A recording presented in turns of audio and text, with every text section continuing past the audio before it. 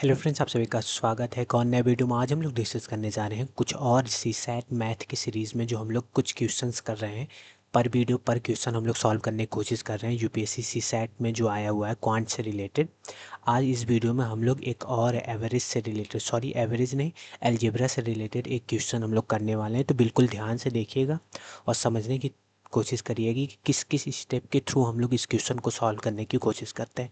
तो बिल्कुल ध्यान से पहला काम हम लोग क्या करेंगे, बिल्कुल ध्यान ध्यान से क्वेश्चन को पढ़ेंगे, फिर उसके अकॉर्डिंग सॉल्व करने की कोशिश करेंगे। ठीक है, तो चलिए शुरुआत करते हैं वीडियो की और क्वेश्चंस को पढ़ते हैं जो दिया हुआ है। ठीक है, तो क्वेश्चन बोल क्या रहा है, the sum of the three consecutive integers is equal to their product. ठीक है, यानी कि तीन ऐसे लगातार इंटीजर्स का सम जो होगा वो उसके प्रोडक्ट के बराबर होगा। तो ऐसी कितनी पॉसिबिलिटी बनेगी, यही क्वेश्चन में पूछ रहा है। कितनी पॉसिबिलिटी बनेगी, एक पॉसिबिलिटी बनेगी कि दो पॉसिबिलिटी बनेगी, कि तीन बनेगी, कि कोई भी ऐसी पॉसिबिलिटी नहीं बनेगी कि किसी तीन कंजिक्यूटिव इंटीजर्स को हम लोग जोड़ने पे वो एक उन तीनों के प्रोडक्ट के बराबर होगा। तो वही पूछ रहा है क्वेश्चन में कि ऐसी कितनी पॉसिबिलिटीज़ बनेगी। तो बिल्कुल ध्यान से हम लोग देखने वाले हैं और क्वेश्चन को समझेंगे। ठीक है, तो फर्स्ट ऑफ ऑल हमें समझ में आना चाहिए कि इंटीजर्स क्या है। इंटीजर्स वही होते हैं, इंटीजर जितने भी पॉजिटिव नंबर हम लोग नंबर लाइन पे रिप्रेजेंट कर सकते हैं या पॉइंट में हो। जैसे हम लोग, ऐसा नहीं है केवल होल नंबर ही, जैसे नंबर लाइन पे रिप्रेजेंट तो हम लोग 1 0 -1 इन सबको ही कर सकते हैं। -1 वैसे तो होल नंबर नहीं है, लेकिन होल नंबर भी, सारे नेचुरल नंबर भी और सारे निगेटिव इंटीजर्स भी, ये टोटल जितने भी हैं पॉजिटिव और निगेटिव नंबर्स, जितने भी नंबर लाइन पे रिप्रेजेंट करते हैं, जिसको नहीं रिप्रेजेंट कर पाते, जैसे 1.5 1.3, ये सब इंटीजर कहलाता है, प्लस माइनस मिला के और जीरो को इंक्लूड करके भी। ठीक है, तो यही इंटीजर्स होते हैं। तो कभी भी सम ऑफ थ्री कंजिकेटिव इंटीजर्स को अगर बोले कि उन तीनों का प्रोडक्ट के बराबर वो होता है, तो हम लोग दिमाग में देखिए, नॉर्मल सॉल्व करने के लिए, यानी कि बहुत तेज़ी से कैलकुलेशन को बहुत ईजी करने के लिए हम लोग कौन से तीन कंजिकेटिव इंटीजर्स वो करेंगे, लेट करेंगे। तो हम लोग एक करेंगे x-1, और इसी के जस्ट बाद एक इंटीजर हम लोग पुट करेंगे x, और फिर एक और कंजिकेटिव इंटीजर पुट करेंगे x+1। ठीक है, अब बोल रहा है कि sum of the three consecutive integers is equal to their product. तो यही तीन कंजिकेटिव इंटीजर्स हैं, इनका जो सम है, यानी कि x-1 +x is equal to हो जाएगा हमारा x-1 इंटू एक्स और इंटू x+1 के। ठीक है, आई होप आपको ये जो क्वेश्चन में मेंशन है वही मैं किया हूँ, यहाँ आपको ये समझ में आया होगा। दूसरा स्टेप करने की कोशिश करते हैं, तो इन सभी को ऐड करेंगे तो हमारा आएगा 3x, क्योंकि -1 +1 से कैंसिल हो जाएगा, इज इक्वल टू हमारा होगा ये x-1 है और ये x+1 है, यानी कि ये वही वाला फार्मूला है a-b और a+b वाला। तो इसका क्या होता है, ये फार्मूला क्या होता है, a² - b²। ठीक इसी तरह हम लोग यहाँ रखेंगे, x को बाहर ही रखेंगे, और x² - 1, 1 का स्क्वायर 1 ही होता है। ठीक इसी तरह इसको हम लोग पुट कर दिए a² - b² में, क्योंकि a-b और a+b दिया हुआ था। ठीक है, आई होप इतना आपको समझ में आया होगा। अब 3x इज इक्वल टू, अगर हम लोग x से इसमें अंदर मल्टीप्लाई करेंगे तो x³ आएगा, -x आएगा।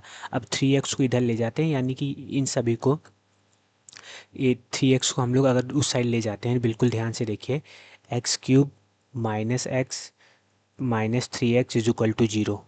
हम लोग ये 3x को इस साइड ले आए हैं, तो ये इधर पॉजिटिव है तो इधर निगेटिव हो जाएगा। ठीक है, आई होप आपको ये क्वेश्चन समझ में आ रहा होगा। और x³ -x -3x हो जाएगा -4x इज इक्वल टू 0। कितना होगा, -4x इज इक्वल टू 0। यहाँ से अगर हम लोग x कॉमन लेते हैं तो x² -4 आता है, और यहाँ से हम लोग x की वैल्यू निकाल सकते हैं। एक x की वैल्यू, तो x is equal to 0 direct हो जा रहा है। हम लोग देखिए, ये दोनों इंटू में है तो हम लोग ऐसे लिख सकते हैं, एक x इज इक्वल टू 0 लिख सकते हैं, और एक हम लोग लिख सकते हैं x² -4। आई होप ये आपको इक्वेशन कैसे सॉल्व करनी होती है ये आपको पता होगा। तो इन दोनों के बराबर हम लोग 0 रखते हैं, इसके बराबर भी और इसके बराबर भी। इसके बराबर रखे तो x की वैल्यू एक 0 आ गई, और यहाँ से x² इज इक्वल टू 4 होगा, और x इक्वल टू 4 को जब अंडर रूट में रखेंगे तो उसको बाहर निकालेंगे तो +-2 आएगा।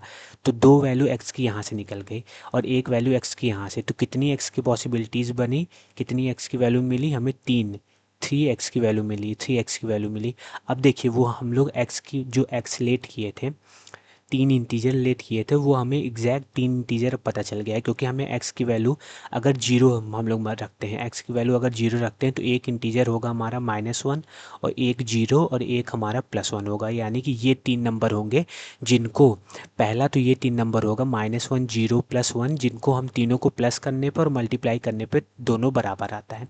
ठीक है, और x की जगह अगर हम लोग +2 रखेंगे तो x की जगह तो 2 हो जाएगा, और 2 में से फिर यहाँ भी रखेंगे तो 2 में से 1 सब्सट्रैक्ट होगा तो 1 होगा, और 2 में 1 ऐड करेंगे तो 3 आएगा। तो 1 2 3 एक ये ऐसे तीन इंटीजर होंगे कंजिकेटिव इंटीजर जिनको ऐड करने पर इस मल्टीप्लाई करने पे दोनों बराबर ही आता है। दूसरा तो ये पॉसिबिलिटी बनेगी, और तीसरी पॉसिबिलिटी बनेगी जब x की जगह हम लोग -2 रखेंगे, क्योंकि x की वैल्यू हमें 3 मिली है तो तीन पॉसिबिलिटीज़ बनेगी। तो x की जगह अगर -2 रखेंगे तो -2 यहाँ रखेंगे तो यहाँ -3 आएगा, और -2 यहाँ रखेंगे तो यहाँ -1 आएगा। तो एक पॉसिबिलिटी ये बनेगी -3 -2 -1, जिन तीनों को ऐड करने पे हमारा क्या हो, इसके इसके मल्टीप्लिकेशन के बराबर होगा। तो तीन पॉसिबिलिटी हमें मिली जिसमें ऐसे हमें कंजुगेटिव इंटीजर्स मिले जिनको हम लोग सम करने पर मल्टीप्लाई करने पे उनकी जो वैल्यू आती है वो सेम आती है।